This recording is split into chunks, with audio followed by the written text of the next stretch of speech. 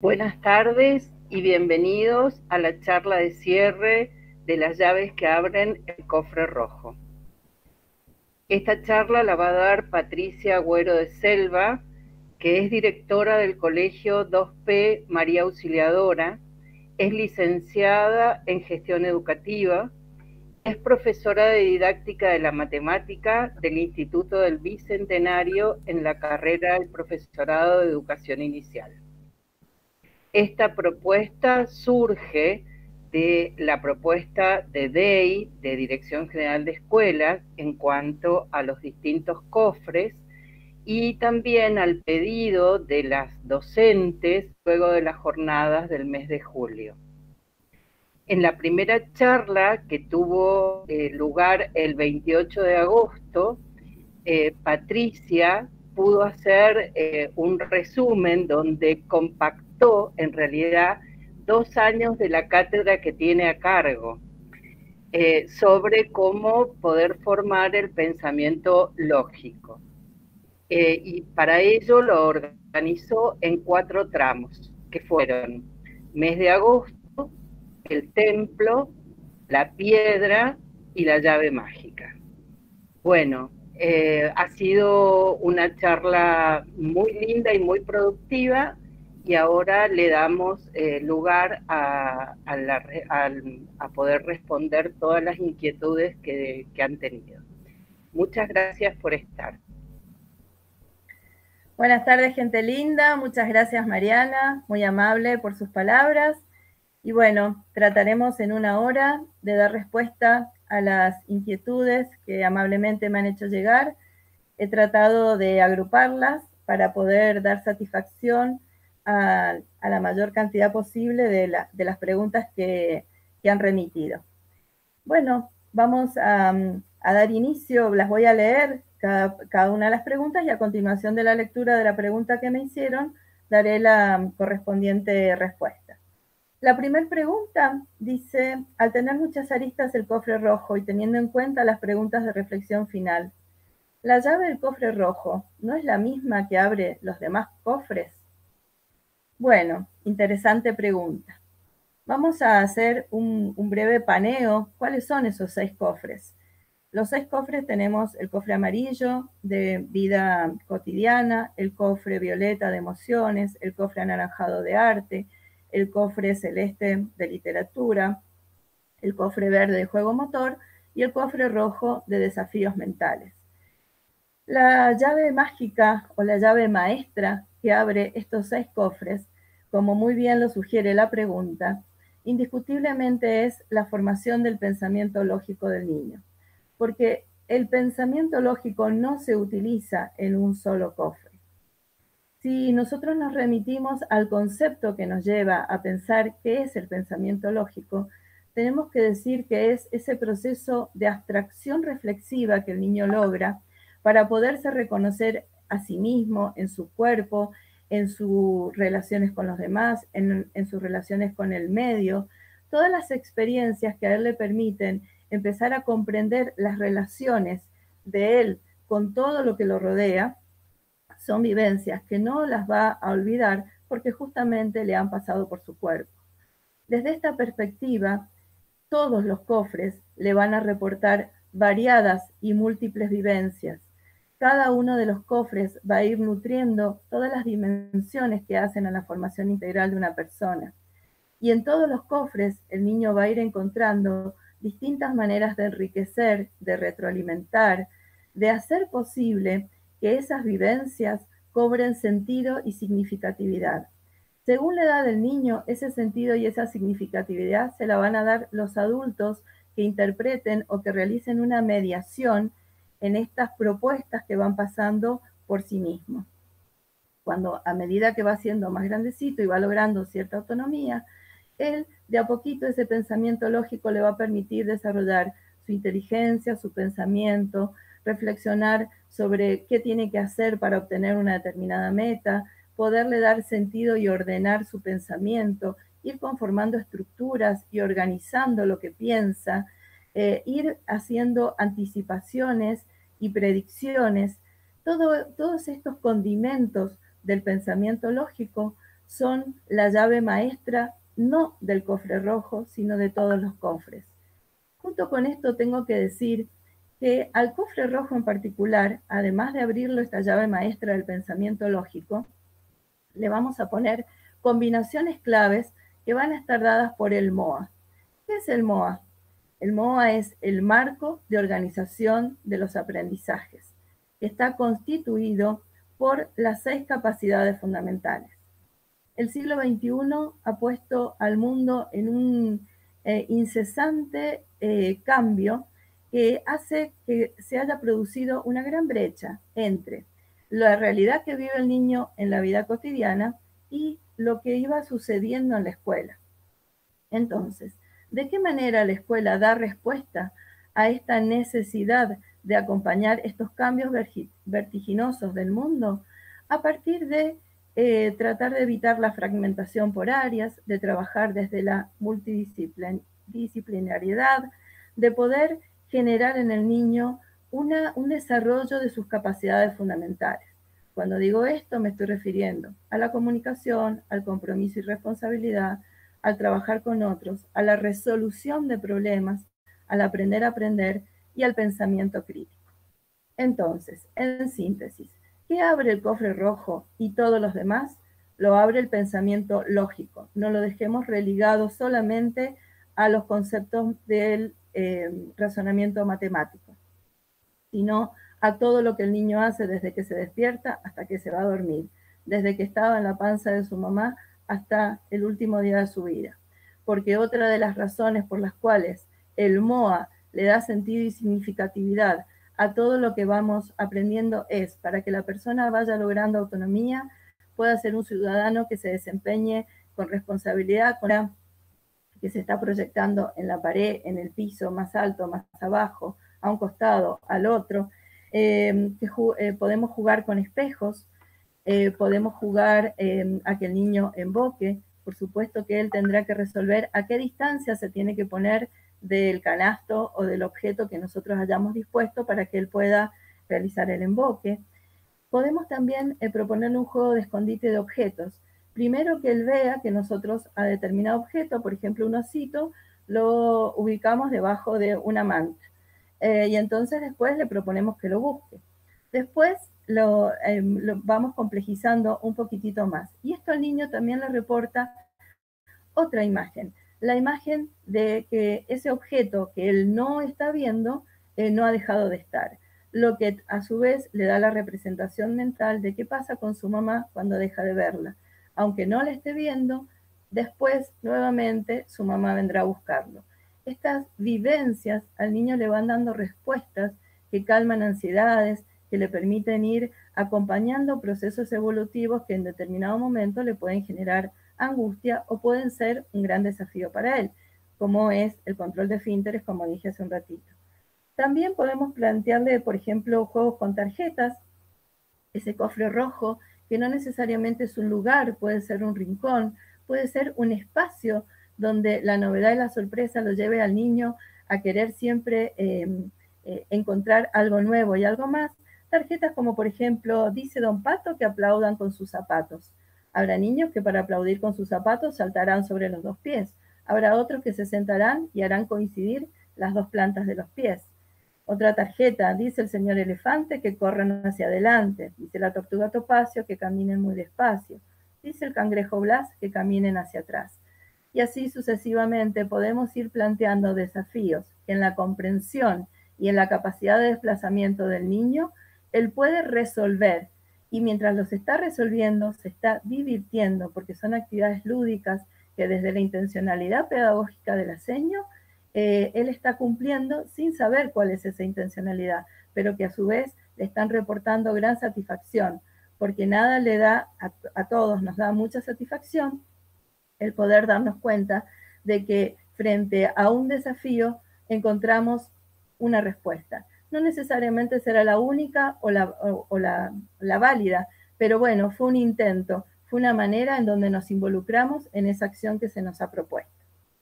Bueno, vamos ahora a otra pregunta que dice, ¿qué juegos se podrían llevar a cabo desde la virtualidad para sala de 4 y 5 años.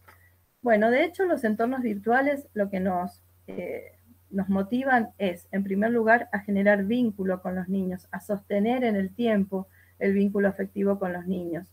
La no presencialidad nos hace necesario que el niño nos vea, que de alguna manera él sienta que estamos presentes, que lo nombramos. Si tenemos la posibilidad de que el entorno virtual esa aula virtual sea, por ejemplo, una reunión por Zoom, por Meet o por la plataforma que sea, eso le permite al niño sostener ese vínculo afectivo.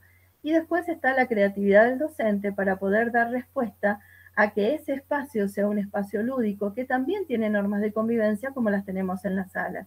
Por ejemplo, los niños han aprendido a silenciar sus micrófonos, a volverlos a activar cuando necesitan expresarse, cuando la señorita les da la palabra, cuando les hace una pregunta puntual a alguno o esperan su turno.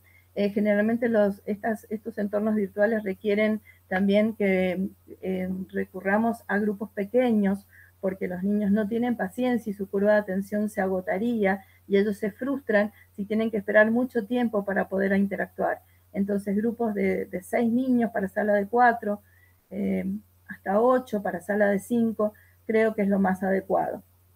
Bueno, ¿y qué juegos podemos hacer allí? Juegos podemos proponer muchos, pero también tenemos que tener en cuenta el contexto al que responden esos juegos, porque se supone que no son juegos aislados, sino que también están enmarcados en un proyecto que tiene un eje temático, y ese eje temático nos tiene que motivar y desencadenar una propuesta que tenga ese hilo conductor desde el que se van trabajando y desarrollando estas capacidades fundamentales que hemos nombrado al comienzo y que tienen siempre en nuestra planificación un lugar al que donde hemos hecho foco para poderlas trabajar puntualmente. Entonces podemos trabajar, por ejemplo, jugar a dígalo con mímica, adivinanzas, le podemos pedir a cada niño que tenga preparada una tarjeta o su juguete preferido y que nos lo muestre, nos cuente por qué es el juguete preferido, qué características tiene. Podemos hacer, los otros días veía a las seños de sala de 4 una actividad muy bonita que ellas plantearon a los niños, les contaron un cuento que se llama Una caja que no es una caja, y entonces después de contarles ese cuento, que era realmente precioso, los niños prepararon ellos con una caja distintos, cada uno hizo volar su imaginación y preparó distintos objetos a partir de esa caja. Después en esa presentación ellos retroalimentan, verbalizan el proceso, cuentan qué hicieron primero, qué hicieron segundo, qué hicieron tercero, a qué jugaron con eso, quién los ayudó, con qué lo decoraron, qué elementos utilizaron. Bueno, son infinidad de las posibilidades que pueden llevar a esto. También juegos donde ellos tengan que hacer cumplir pequeños desafíos, como por ejemplo, cada uno puede estar en su casa y con un mazo de cartas armar una torre de cartas, a ver quién es capaz de armar la torre más alta sin que se caiga. La seño puede mostrar objetos y de repente decir, bueno, ahora los cubre a todos con una tela, esconde un objeto, ¿quién se da cuenta qué objeto falta? Pueden leer un pictograma, pueden leer imágenes, pueden descubrir qué objeto es el intruso en una colección X, si están, por ejemplo, trabajando con juguetes y aparece un elemento que le corresponde al papá, o pertenencias de los distintos miembros de la familia, a quién le pertenecerán estos elementos, qué elemento no pertenece a ningún miembro de la familia. Bueno, estos son algunos ejemplos, pero por supuesto que los ejemplos así aislados por ahí no son lo suficientemente significativos porque le falta el contexto de ese soporte que puede dar una planificación y que de hecho da a través del eje temático. Bueno, sigo con otra pregunta que dice, ¿cuál considera que son las actividades fundamentales del cofre rojo en sala de 5, clarificando para sala de 3, de 4 y de 5? Bueno, si nos limitamos a que el cofre rojo tenga las dos variables de los desafíos mentales y de la educación CITIM, en ambos casos tengo que decir que nosotros tenemos que tratar de hacer foco en observar, identificar, describir, comparar, y en ese proceso que nosotros vamos sistemáticamente y repetitivamente proponiéndole a los niños van a poder hacer una operación mucho más compleja, que es la de clasificar. El problema es cuando les hacemos a los niños un salto al vacío y les pedimos que clasifiquen, pero ellos no han desarrollado todavía estas otras acciones anteriores, estas operaciones que son más simples, más básicas. Entonces, insisto, observar, identificar, describir, comparar, preparan el camino para que el niño pueda clasificar. Si hablamos de sala de 3, bueno, van a poder los niños reunir objetos por semejanzas o separarlos por diferencias. En la sala de 4 y de 5 le podríamos agregar a esto la posibilidad de la representación simbólica y que sean por más cantidad de atributos. Si en sala de 3, por ejemplo, agruparon por color, en sala de 4 también podremos agregar forma y tamaño, y lo mismo en sala de 5, y combinarlos. Entonces, esta gradualidad también va a depender de la edad de los niños y de qué trabajo previo hayamos ido haciendo. La seriación es otra actividad muy importante como operación lógica matemática, y esto requiere que se pueda establecer un sistema de referencias para que el niño pueda seriar correctamente. Acá puede ser que el niño más pequeñito lo haga por ensayo-error, tenga que probar, y puede ser que el niño un poquito más grande pueda hacer la anticipación de a qué lugar le corresponde. Bueno, sí, dependerá qué es lo que esté manipulando. Podrán ser objetos del mundo circundante o podrán ser cuerpos geométricos, podrán ser, a veces vienen animalitos en donde la figura es la misma, pero la altura de ese animalito es diferente. Bueno, vamos a seguir con otra pregunta. Dice, cuando se trabaja el conteo a nivel inicial, ¿qué recomendaciones le podríamos dar a los docentes de sala de 4 años? Bueno, en primer lugar tenemos que tener en cuenta que un niño le va a dar sentido a aquello que comprende para qué sirve. Entonces, muy importante que nosotros podamos generar situaciones problemáticas que tengan razón de ser, que necesiten como respuesta el conteo. Entonces, el conteo va a requerir, en primer lugar, que el niño pueda repetir de manera ordenada la secuencia numérica. Esto significa que no pueda haber repeticiones, que no pueda haber omisiones, que él pueda reconocer que cada palabra está nombrando a un número en particular, que el último número que ha nombrado cuando está contando representa el total de los elementos de esa colección. Y bueno, en este sentido, ¿qué podemos hacer, por ejemplo, en una salita de 4 para que el niño vaya descubriendo esta significatividad? Se me venía a la mente, y digo, algo muy simple y que suele ser atractivo para los niños son las rimas de sorteo, que les encantan. Entonces, por ejemplo, podríamos usar una rima de sorteo, la usamos habitualmente, por ejemplo, un gato se cayó en un pozo y dijo muy fuerte miau. Arre, moto, piti, moto, arre, moto, piti, pa. En esta rima de sorteo que acabo de nombrar, no he nombrado ningún número. Entonces el niño quizás está acostumbrado a esa rima de sorteo que yo lo utilizo para ver qué mesita va a ir primero a lavarse las manos o para alguna actividad en particular. Pero un día yo le pongo otra significatividad porque quiero empezar a que los niños tengan en su contexto, en ese ambiente alfabetizador, que empiecen a aparecer los números con esta intencionalidad de docente que busca eso. Entonces puedo empezar a cambiar esas rimas de sorteo y a lo largo de 2 o 3 días, de 4, de 5, iré viendo cómo va respondiendo los chicos. Por ejemplo, puedo decir, en la casa de don Carlos todos cuentan hasta 2, 1, 2. Y entonces, cuando digo 1, 2, los 1 vienen en una filita, los 2 a la otra, y volvemos y la vamos repitiendo, y los niños la van memorizando.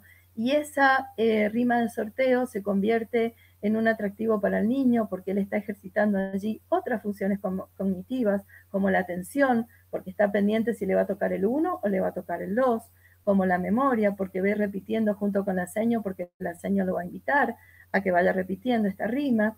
Y después podemos, a lo mejor al otro día, decir, miren, ¿se acuerdan lo que dijimos ayer? Y introducimos otra, o 2 días después, en la casa de Andrés todos cuentan hasta 3, 1, 2 y 3, en la casa de Renato todos cuentan hasta 4, en la casa de Francisco todos cuentan hasta 5, en la casa de Moisés todos cuentan hasta 6, en la casa de Periquete todos cuentan hasta 7, en la casa de Pinocho todos cuentan hasta 8. Por supuesto que en cada situación hacemos el conteo, ¿no? Y lo vamos haciendo y señalando. También le podemos pedir a alguno de los niños que lo vaya haciendo y vaya señalando.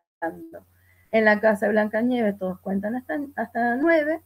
Y después, cuando llegamos a 10, por ejemplo, podría ser la gallina papanata, puso un huevo en la canasta, puso 1, puso 2, puso 3, puso 4, puso 5, puso 6, puso 7, puso 8, puso 9 y puso 10.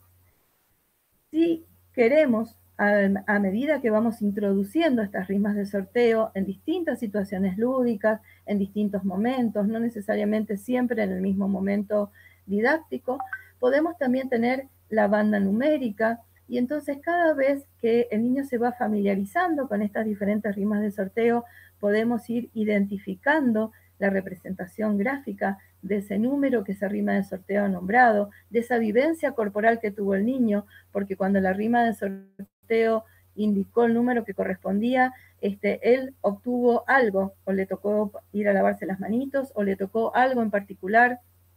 Entonces, le vamos dando sentido y significatividad, porque él está esperando que salga, si estábamos con el número 3, el 3, y entonces vamos de manera lúdica introduciendo esta conciencia de que hay palabras que designan números. Y esa secuencia ordenada de números que, por ejemplo, él tiene como recurso didáctico dentro de la sala, la banda numérica, cada vez se va familiarizando más y va siendo para el niño un contexto agradable, un contexto que le va a ir permitiendo incorporar toda esta información y hacerla propia. Y entonces, ¿cuándo la va a hacer propia? Cuando le haya encontrado sentido y significatividad. Bueno, seguimos con otra preguntita. Bueno, la pregunta dice, figuras y cuerpos geométricos, ¿qué aprendizaje se enseñar primero? ¿Figuras o cuerpos geométricos? Bueno, antes se enseñaba primero los cuerpos y después las figuras, porque por ahí se ponían, se apoyaba el cuerpo y se marcaba el contorno.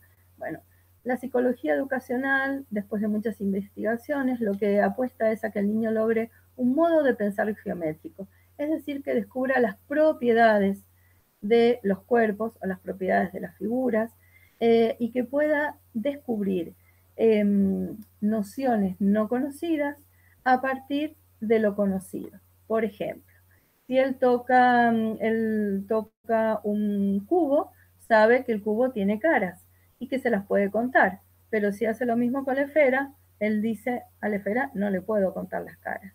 Entonces, de esa manera él va haciendo una deducción, va descubriendo este modo de pensar geométrico.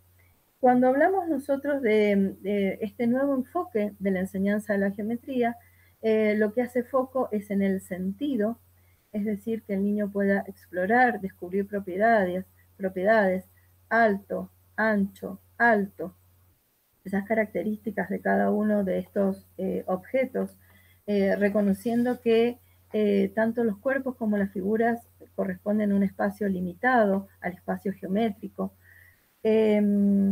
Y bueno, en esto tenemos que pensar siempre que la propuesta, en todos los casos, hablemos del eje organizador del lenguaje matemático que estemos hablando, el enfoque va a ser siempre la resolución de problemas.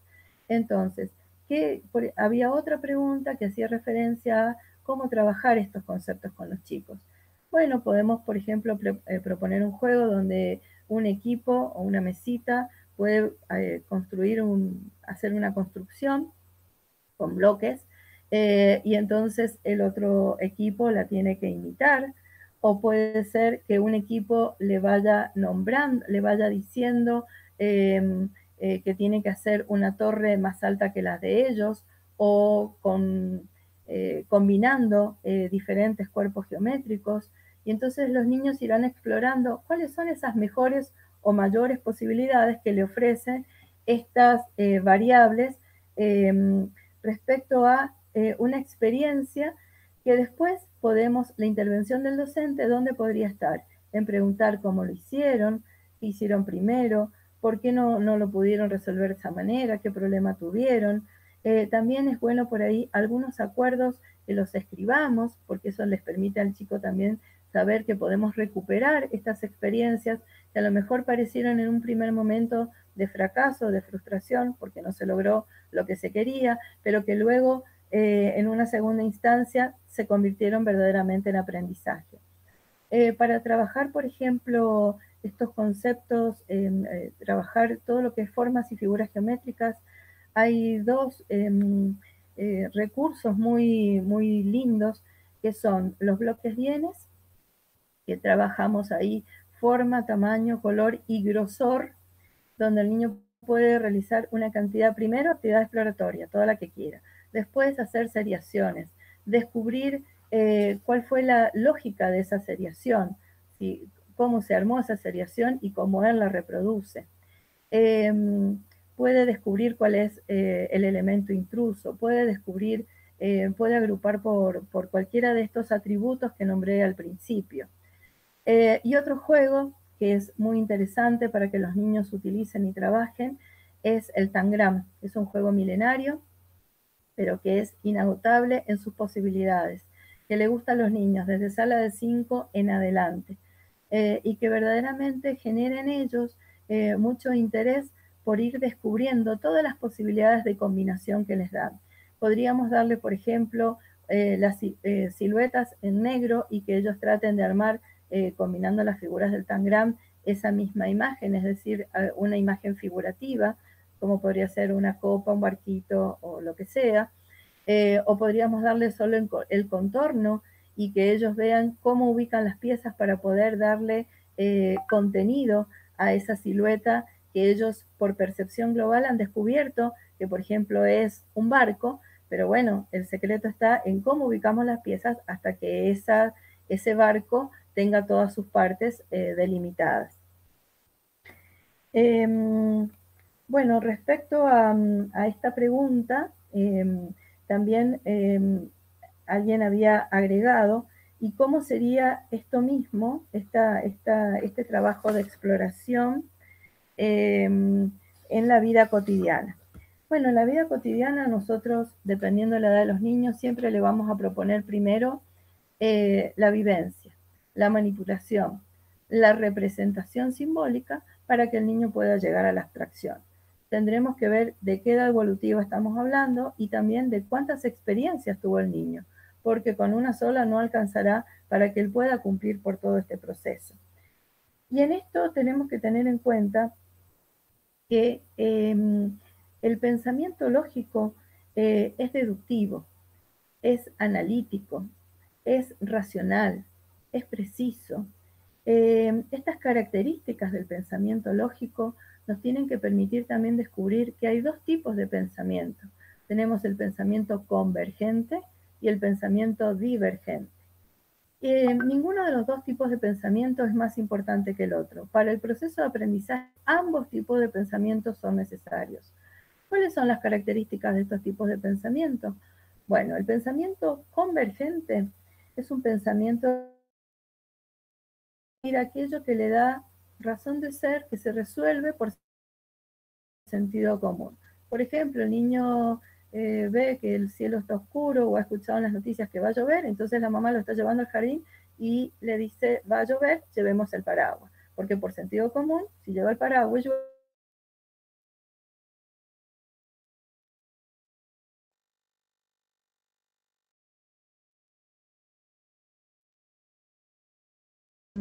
genera la innovación o una forma no convencional de resolver situaciones, como por ejemplo taller de cocina en el jardín con la seño, con los chicos, queremos hacer una receta, teníamos todo preparado, de repente nos damos cuenta que falta algo, y entonces, o en la casa con la mamá, y entonces se reemplaza ingrediente por algo semejante para poder concretar la receta.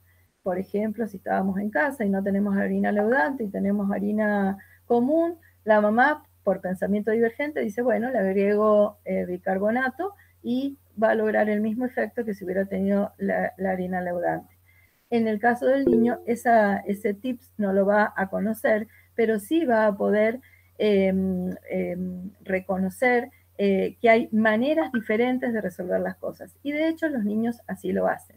Los niños tienen muchas posibilidades de resolver por distintos caminos. Y es muy interesante que nos dispongamos a escuchar y a entender cómo piensa el niño, cómo lo resolvió, qué paso siguió, por qué lo hizo de esta manera y no de otra. Bueno, ¿qué herramientas o actividades podemos aplicar teniendo en cuenta la teoría explicada? Esa es otra de las preguntas que me han hecho. Bueno, en primer lugar, tenemos que trabajar mucho con todo lo que signifique el desterrar creencias que puede tener el niño respecto al que no puede. Es decir, alimentar siempre su autoestima, animarlo a que pruebe nuevamente, a que busque otra manera, a que a lo mejor le pregunte a algún compañerito o que se deje ayudar por otro. Nosotros como adultos tenemos que generar soportes y la distancia prudencial para que el niño también haga su propia experiencia, su propio aprendizaje. El cerebro siempre va a tratar, ahora me estoy refiriendo a al neuroaprendizaje. El cerebro siempre va a preferir lo concreto a lo abstracto. Va a preferir realizar asociaciones y predicciones a partir de lo que conoce.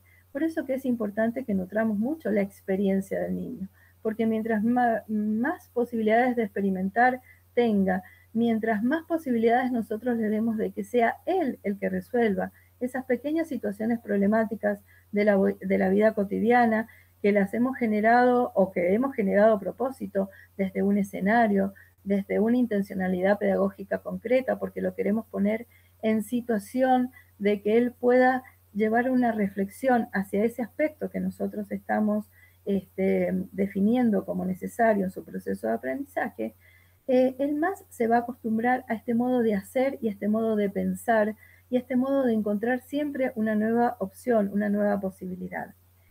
Entonces, tenemos que tratar también de que el niño pueda ejercitar y ejercer sus funciones ejecutivas.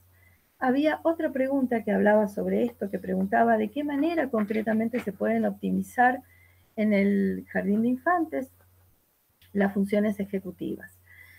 En primer lugar, vamos a clarificar bien que cuando hablamos de funciones ejecutivas tenemos que pensar que nos permiten canalizar información, que permiten planificar, que le permiten al niño tomar decisiones, que le permiten al niño autorregular emociones.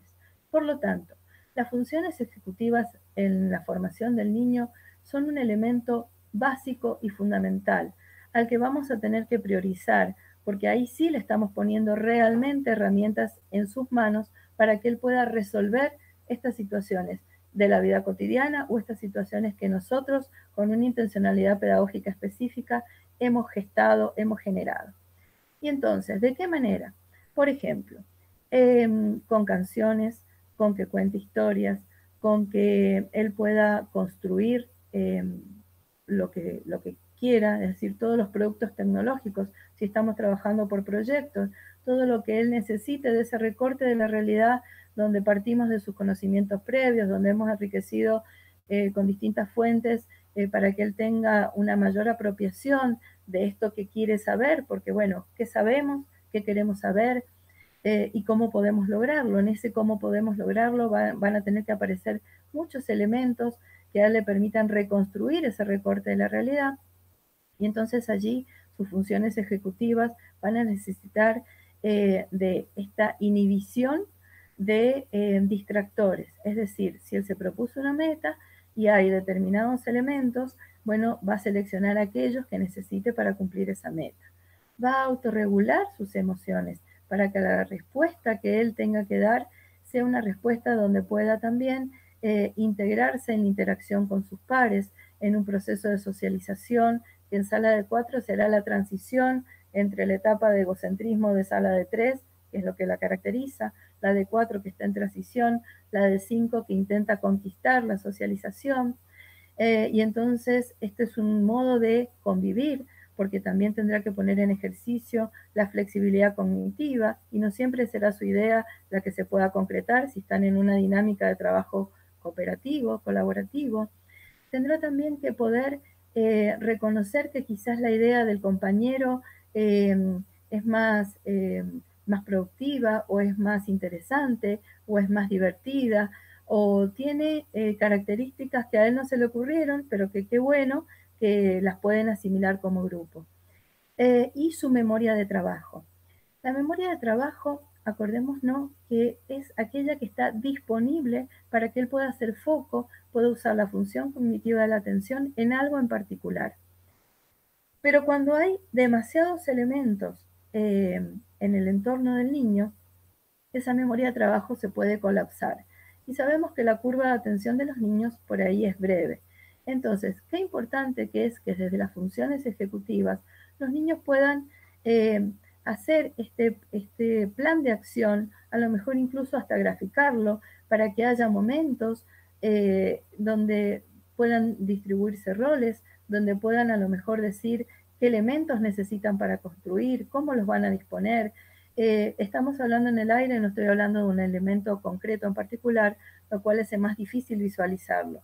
Pero esto, en la medida que hay un eje temático, que hay un proyecto, que hay un recorte de la realidad que los niños están abordando, desde sus intereses, desde la motivación, elemento fundamental. Sin motivación, nada de todo esto es posible. Las funciones ejecutivas, el niño le dan la autonomía que él necesita para sentirse pleno y feliz. Cuando dije que se podían trabajar, por ejemplo, a partir de canciones, si estamos trabajando, queremos trabajar la inhibición y la inhibición y la autorregulación de las emociones, pueden jugar a las estatuas, podemos jugar a Simón Dice, podemos jugar a diferentes juegos que le permitan a él, por ejemplo, si estamos sentados en ronda, todos pueden tener una tarjeta, y el juego consiste en que armamos una historia uniendo las tarjetas que tiene cada compañero. Esas tarjetas no tendrán que tener solamente personajes, tendrán que tener también distintos elementos. ¿Y por qué no? Podrá aparecer una tarjeta que tenga el número 3, y en ese relato aparecerá el número 3 o el número que hayamos decidido, o podrá haber 3 gatitos, y entonces cuando el niño se refiera a su tarjeta y la incorpore a ese relato, hará referencia no simplemente a gatitos, sino a esa cantidad que él pudo reconocer en la tarjeta que tiene en su mano. Bueno, son múltiples las posibilidades que se nos pueden llegar a ocurrir respecto a cómo hacer posible que estas funciones ejecutivas se pongan en acción. Y si nos remitimos a cuestiones relacionadas con el cofre rojo, a desafíos mentales, podemos pensar en desafíos mentales como, por ejemplo, una carrera de 3 manos, y entonces este juego, lo agradezco, muchos de los juegos son los que con mucho orgullo y con mucha satisfacción las seños del Colegio María Auxiliadora ponen en acción con sus niños, se divierten ellas, se divierten sus niños, y uno ve esa clara satisfacción de estos desafíos que los van poniendo a ellos en situaciones de aprendizaje significativo. Bueno, me voy a remitir nuevamente a esta carrera de 3 manos. 2 personas, puede ser la mamá y el niño si estamos en un entorno virtual, y si estamos en la sala serán los compañeritos. Con un elastiquín del cabello se pueden unir las 2 manitos, tener una bandeja y trasladar vasos desde un punto hacia otro. Eso requiere concentración, porque si inclinamos la bandeja, esos vasos de plástico se van a caer. Entonces llegamos hasta la meta, pueden trabajar por equipo, y entonces vemos cuántos vasos podemos hacer una anticipación, cuántos vasos creemos que de una sola pasada pueden llegar al otro extremo sin que ni se vuelque ninguno. Podemos contar cuánto se volcó, cuántos se cayeron al piso en cada pasada, cuántas pasadas en total vamos a determinar para ver quién ganó el juego, podemos contar cuántos vasos al final quedaron, y entonces de una situación muy divertida, muy dinámica, donde había un desafío, los niños aplicaron un montón de conocimientos que están referidos específicamente, en este caso, a la noción de número por el uso social. Quiero ver si sigo con las preguntas para que no me quede nada pendiente. Bueno, respecto a la educación, en el cofre rojo tenemos la educación CITIM, es decir, aquella que necesita indispensablemente espacios para crear donde la educación CITIM está combinando, conjugando ciencias, informática, tecnología, arte, matemática, ingeniería. Entonces, los niños pueden trabajar con planos inclinados, con burbujeros, con construcción de distintos productos que en función de en qué se transformará la sala cuando se cierre ese proyecto, por ejemplo, todo lo que ellos van a construir en función de esa meta compartida, todas las funciones ejecutivas que les van a permitir tomar buenas decisiones. Mientras vamos avanzando en ese proyecto y están los chicos trabajando con actividades de fijación y actividades de aplicación, que ellos puedan ir pensando qué tienen y qué les estaría faltando, porque van haciendo todo este proceso de metacognición a medida que van avanzando. La intervención del ASEño puede ser, ¿y dónde podríamos, o con qué instrumento podríamos pesar, si por ejemplo estaban trabajando la verdulería, y entonces nos aparece la balanza, y cuántos tipos de balanza hay, y qué balanzas podríamos construir, y podemos usar unidades de medida, y podemos usar cantidades continuas y discontinuas, lo que hace que el niño vaya teniendo representación mental de un montón de conceptos que nosotros vamos poniendo en juego. Sin descuidar ninguno de todos los lenguajes que nos propone el campo de experiencia de la comunicación y los lenguajes. Es decir, está allí, y en este caso en particular estamos haciendo hincapié en el lenguaje matemático, pero recordemos el lenguaje tecnológico, el musical, el kinestésico, el artístico, el gestual, el verbal. Entonces, en la conjugación de todos estos lenguajes, es como el niño va a poder ir desde la multisensorialidad, desde este aprendizaje explícito que lo va a lograr cuando está motivado, y desde este aprendizaje metacognitivo implícito que lo va a lograr desde aquello que va recopilando y que se ha ido convirtiendo en herramientas con las cuales resuelve nuevas situaciones. Esta riqueza y este proceso de retroalimentación no tiene fin, y el niño cada vez va por más. Tampoco nos olvidemos de la zona de desarrollo próximo. Muchas veces a un solo niño no se le ocurre determinada cosa, pero en el compartir, en la interacción, en que pueda verbalizar procesos, en que pueda explicitar los pasos dados, todos van aprendiendo, todos van descubriendo nuevas maneras de resolver.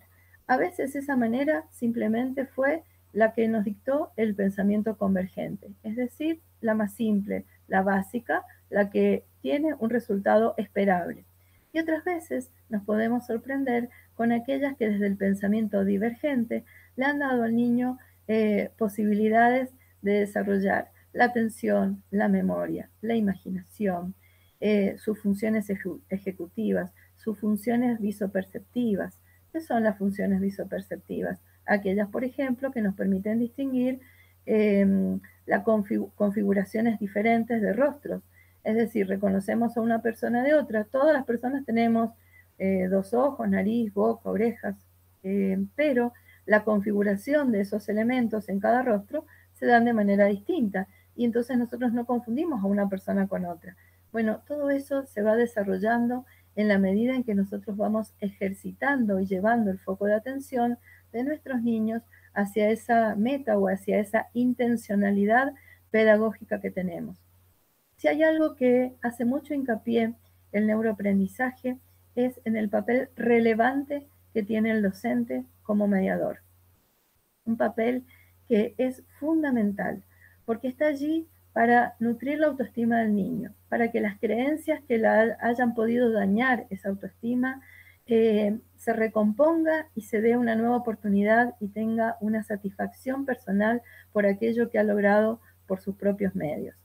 Está también ese rol de mediador que le va a permitir al niño repreguntar cuando ve que algo lo está frustrando porque no encuentra la manera, y entonces una pregunta puede hacer posible que se destrabe esa situación que ha afectado al niño. Perdón, voy a leer el chat porque me han escrito algo y no sé si este mensaje... dicen que están escribiendo en el chat. Bueno, por lo pronto voy a responder las preguntas que ya llegaron y después al final, si lo que no ha quedado respondido desde estas preguntas hace falta, Marcelo me va a leer el chat de lo que está saliendo en vivo. Bueno, entonces, como les decía, esta educación CITIM, este cofre rojo que nos abre a tantas posibilidades, las posibilidades que nos está abriendo son aquellas que están permitiendo al niño desarrollar las capacidades fundamentales. Trabajar con otros no es tarea fácil. A veces los niños se pelean, tienen que autorregular sus emociones, y acá nos aparecen nuevamente las funciones ejecutivas. Tienen que acordar con otros, tienen que tener flexibilidad cognitiva, función ejecutiva. Sin flexibilidad cognitiva, nunca voy a aceptar la opinión del otro, nunca le voy a dar validez, no voy a poder tener en cuenta otra perspectiva más que la que yo tengo.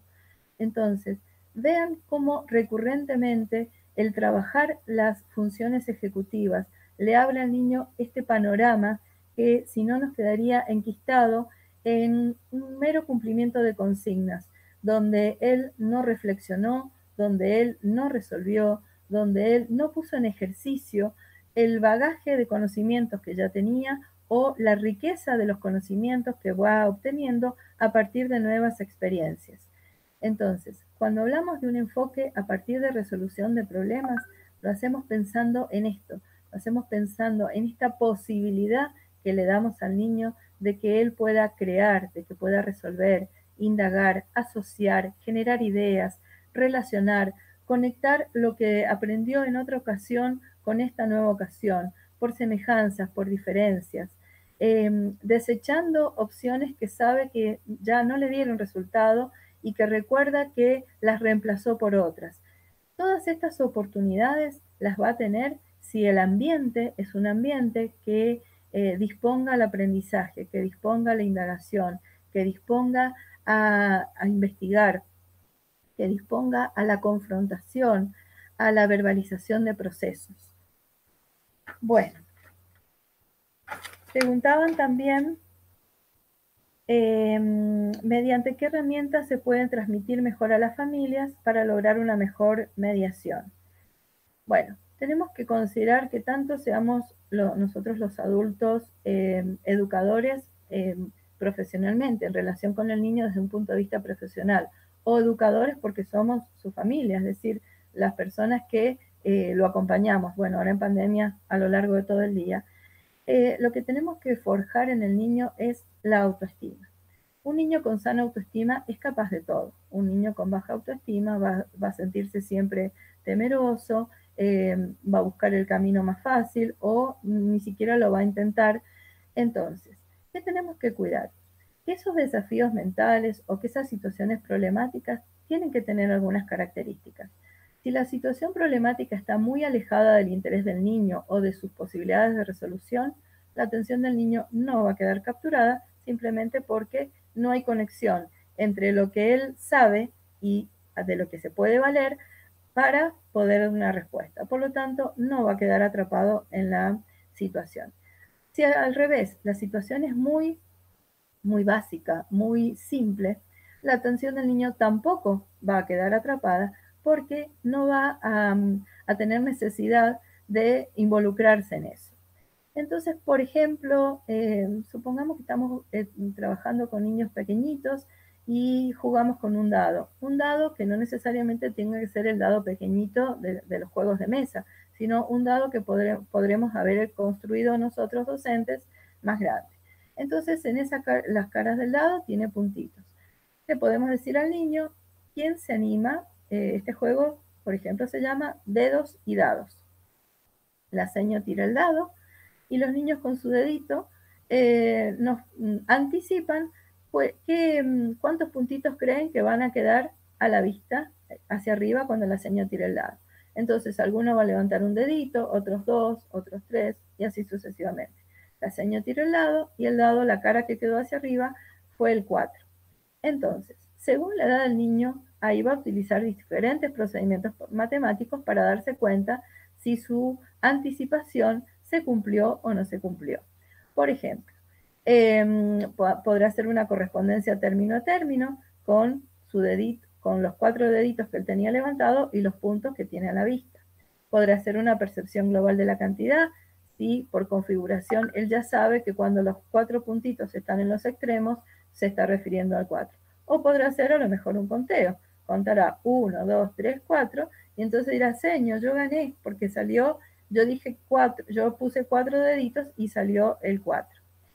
Estos pequeños desafíos, estos juegos que nosotros vamos planteando y que al niño lo van entusiasmando, recordemos que algunos los van a entusiasmar más, a otros menos, porque el cerebro no tiene una única manera de aprender, porque también existen las inteligencias múltiples y de repente hay niños que se sienten más motivados por determinados lenguajes y no por otros. Entonces, bueno, todo este contexto hay que tenerlo en cuenta, lo que no significa que nosotros también desarrollemos nuestra creatividad, porque a lo mejor no es el dado el que atrape la atención del niño, pero hay otros recursos que podemos utilizar. Por ejemplo, CDs al que le podemos poner pegado en el medio, este también es un tips de las salitas de 4, los números, y con broches, según el numerito que los niños descubren, van poniendo broches de ropa alrededor. Entonces, si el número que estaba era el 5, el niño toma tantos broches como indica el número que está en el CD y los va abrochando. Bueno, son acciones, recursos didácticos que le van a permitir al niño ir tomando contacto, ir ampliando su campo numérico, ir ejercitando el sentido y la significatividad de estos números que en su vida aparecen, que él los escucha todo el tiempo y que los va incorporando y asimilando, y en la medida en que se apropia los va a utilizar él en otras situaciones. Veamos qué otras preguntitas me quedan por compartir. Bueno, me preguntaban si en neuroeducación el cerebro siempre funciona en base a significados emocionales y de conciencia. A ver, la neuroeducación le da un gran sustento, un gran poder a todo lo que significa la emoción. Es decir, el niño recuerda y aprende aquello que lo emociona. ¿Y qué lo emociona? Lo que lo divierte, lo que le hace vivir emociones placenteras y desterrar emociones displacenteras. ¿Y cuándo logra eso? Cuando él se ha propuesto algo y lo puede conseguir.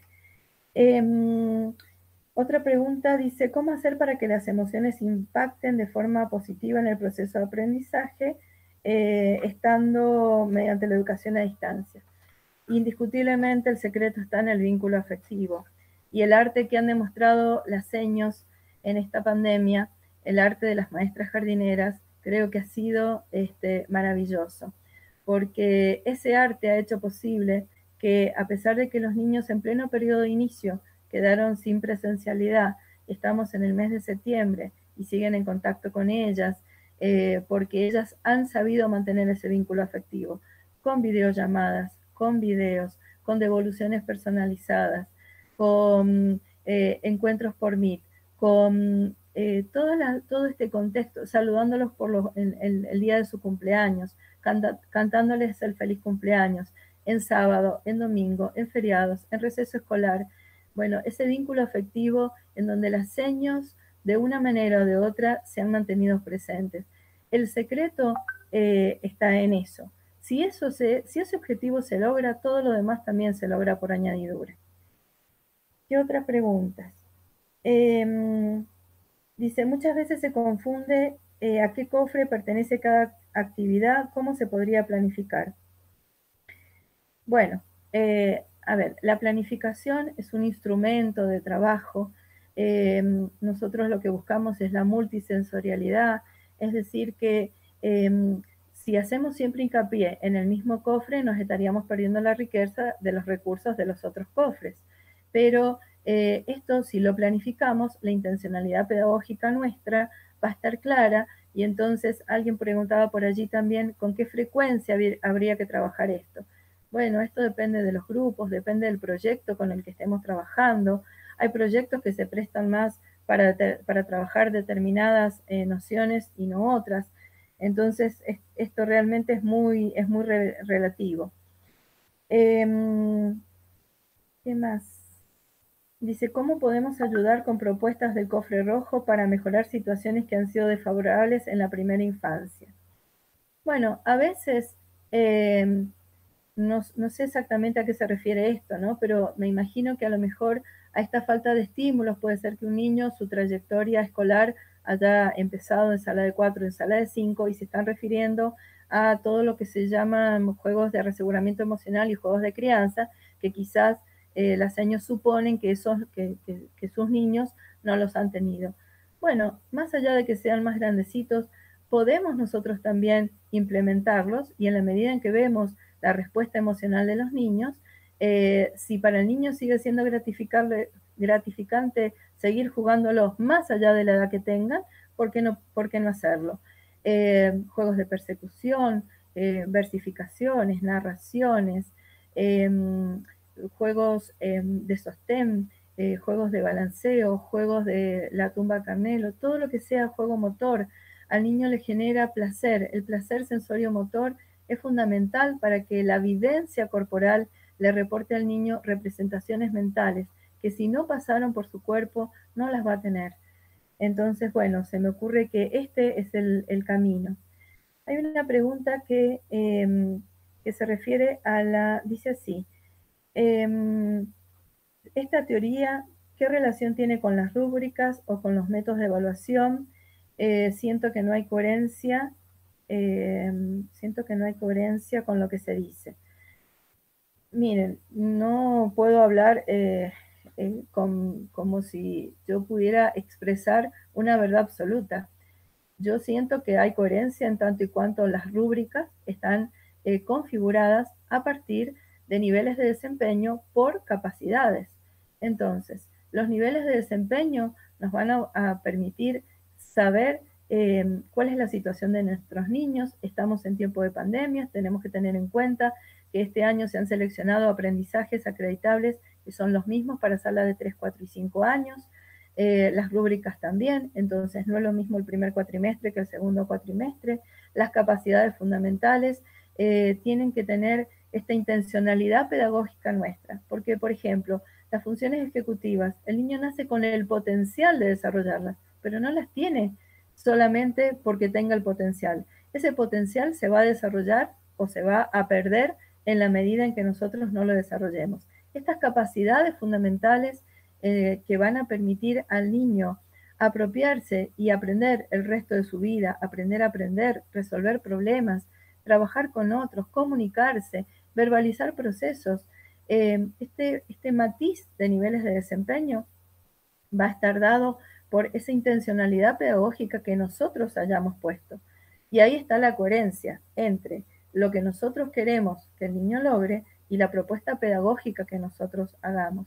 No sé si la persona que hizo esta pregunta se siente o no respondida, pero bueno, desde mi humilde opinión, encuentro la coherencia en esta correspondencia entre esta llave maestra que es la formación del pensamiento lógico y estas combinaciones que permiten que esa llave maestra funcione a la perfección a partir del desarrollo de las capacidades fundamentales. Siguen las preguntas por acá. ¿Cuáles son, qué estrategia sugiere para el desarrollo de nociones espaciales? Bueno, para el desarrollo de nociones espaciales nosotros necesitamos que el niño tenga un desarrollo motor para poder desplazarse en el espacio, que tenga un desarrollo sensorial para poder reconocerse en el medio, y que tenga un desarrollo cognitivo lingüístico para que todas las palabras que dan posición en el espacio y que sirvan de puntos de referencia tengan sentido y significatividad para él. Entonces, en la medida en que nosotros armónicamente y con intencionalidad específica nos garanticemos de que no desde adentro de un huevito, ni desde adentro de un corralito, ni desde adentro de nada que le permita el desarrollo libre de su motricidad, él pueda ir encontrando sentido y significatividad a estos espacios, a ese espacio que él tiene que conquistar con sus desplazamientos libres, a ese espacio que tiene que encontrar sentido y significatividad en puntos de referencia respecto a sí mismo. Por ejemplo, podemos estar frente a un espejo, nosotros nos ponemos un sombrero y él tiene un sombrero y entonces él también levanta sus bracitos y se pone el sombrero y por imitación y por resolución de esas situaciones simples o porque le preguntamos, ¿y dónde te vas a poner el sombrero? Y entonces se lo pone y entonces usamos nociones arriba, abajo, adentro, afuera, en situaciones lúdicas que vamos generando. Y respecto a las nociones temporales, bueno, las nociones temporales, el niño tiene que tener representación mental a partir del tiempo vivido. En esta etapa estamos en el tiempo vivido. Después vendrá el percibido y el concebido, pero ahora estamos en el tiempo vivido, en el antes y el después de sucesos que reconocen su propia vida, en ciclos de la naturaleza, nociones como hoy, ayer, mañana, ahora, después, antes, durante. Bueno, son nociones que las va incorporando en la vida cotidiana, en procesos que va cumpliendo a lo largo de un desarrollo que se va dando y que la seño captura o recupera para que los niños puedan ir incorporando esas expresiones en su lenguaje. Es típico que un niño, por ejemplo, nos diga, seño, mañana fui a la casa de mi abuela. Ah, qué lindo. ¿Ayer fuiste a la casa de tu abuela? Sí, ayer fui a la casa de mi abuela. Entonces el niño encontró que la seña usó una palabra diferente y la incorporó rápidamente y nosotros no lo pusimos en evidencia. Y esa palabrita que todavía le generaba una confusión en la secuencia temporal ya quedó incluida en él. Y además de que quedó incluida en él, acto seguido hay otro que escuchó y que también no le pasó desapercibido el detalle. Bueno, ¿cómo estamos de tiempo? Uy, ya estamos en el tiempo cumplido. Bueno, el tiempo previsto para no agotar la atención de la gente y no sobrepasar a lo que estaba previsto, me quedan decirles dos cositas importantes. La primera es que, bueno, me gustaría que haya palabras claves que no se nos desaparezcan de todo lo que hemos charlado para que podamos hacer foco en ello. Primero, formación del pensamiento lógico es una herramienta para todos los cofres y para toda la vida, y para todas las etapas de la vida. Pensemos en opciones para el pensamiento convergente, para el pensamiento divergente. Pensemos en el desarrollo de las capacidades fundamentales, pensemos en el desarrollo de todas las funciones cognitivas del niño, que si se las ejercitamos desde que son muy pequeñitos, la atención, la memoria, la imaginación, las funciones visoperceptivas, las funciones ejecutivas, todas esas cadenas neuronales que hayamos ido desarrollando en el niño desde pequeñito van a ser ese gran bagaje que le van a permitir anclar nuevos aprendizajes. Son los cimientos.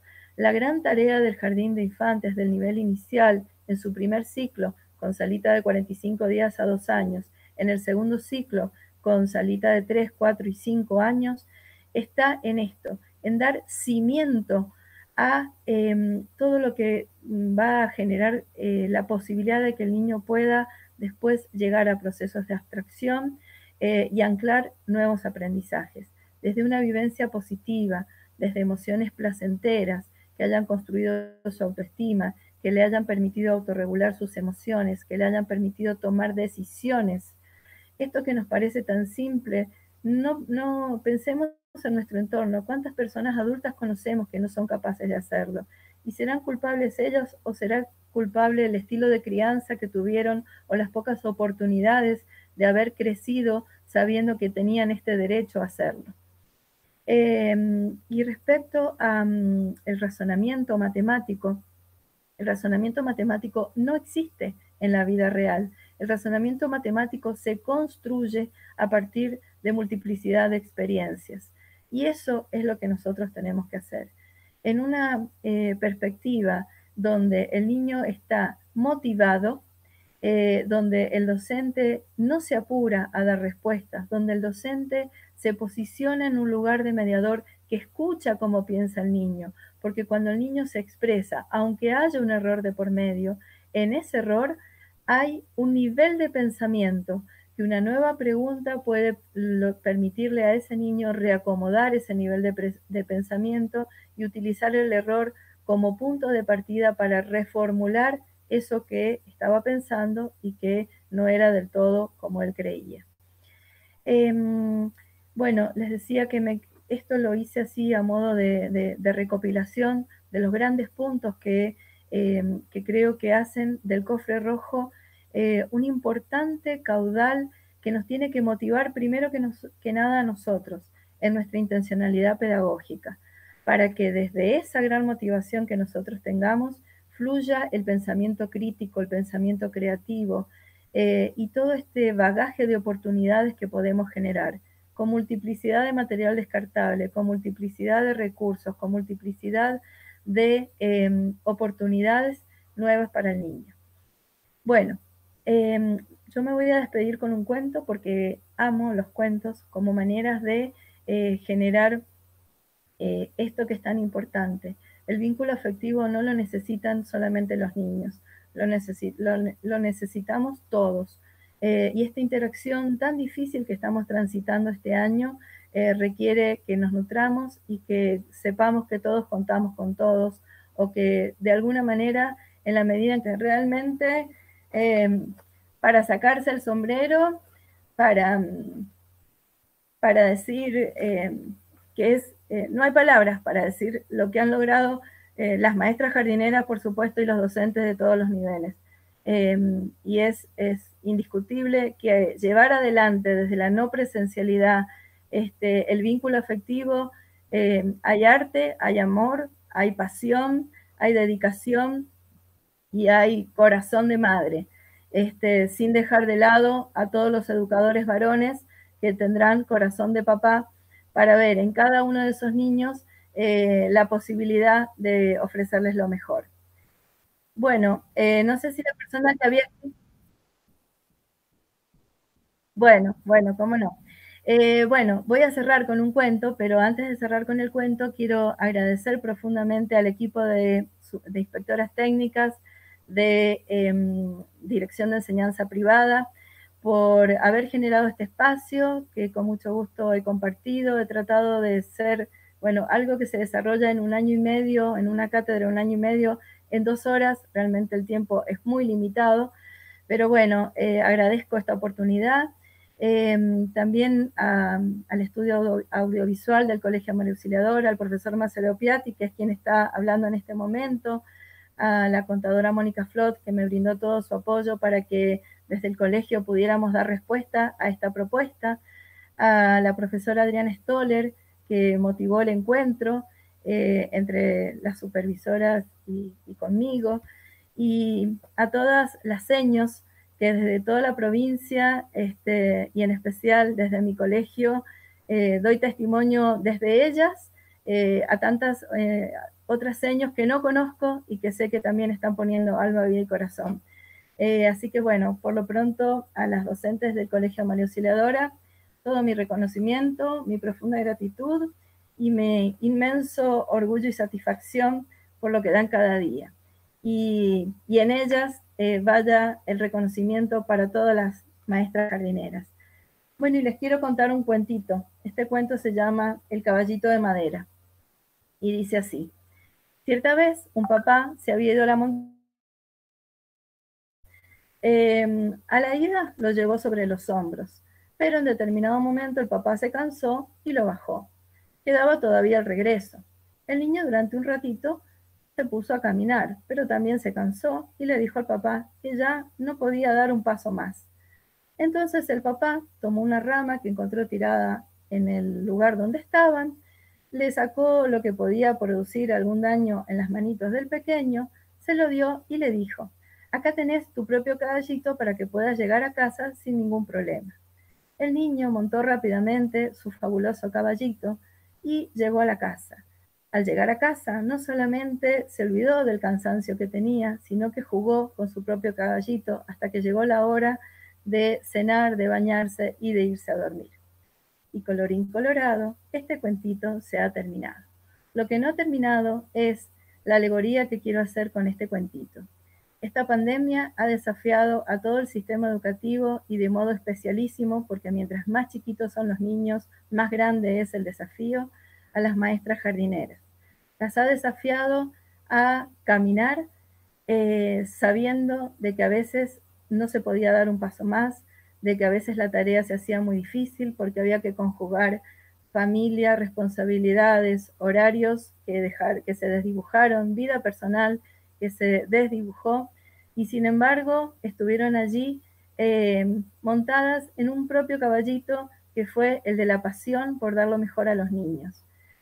Y entonces digo, qué lindo es tener este privilegio de trabajar con gente tan bella, tan hermosa, tan apasionada. Y hoy quiero que este humilde reconocimiento sea para cada una de ustedes un abrazo virtual que les permita saber que todos, estoy hablando en nombre de todos los directivos que conozco, de mis colegas, de las supervisoras, de todas las personas que, y familias, los papás, me consta cómo permanentemente valoran y reconocen este infatigable trabajo que están haciendo. Porque, insisto, mantener el vínculo afectivo con los niños desde la no presencialidad, solamente el arte de quien tiene pasión por la educación es capaz de lograr, como lo están haciendo ustedes. Entonces, este es su caballito de madera, aquel que les permite dar cada día un paso más, renovarse en creatividad, renovarse en recursos, renovarse en imaginación, socializar experiencias exitosas, acompañarse, darse un ánimo y que cuando alguno baje los brazos sepa que alguien más está ahí acompañándolos. A todos, muchísimas, muchísimas gracias. Gracias, Mariana, por acompañarme. Muchas gracias, profesor Marcelo Piatti. Muchas gracias a todos por su atención. Y bueno, espero haber podido responder, aunque más no sea sintéticamente, las inquietudes que nos dejó este hermoso, maravilloso y desafiante cofre rojo.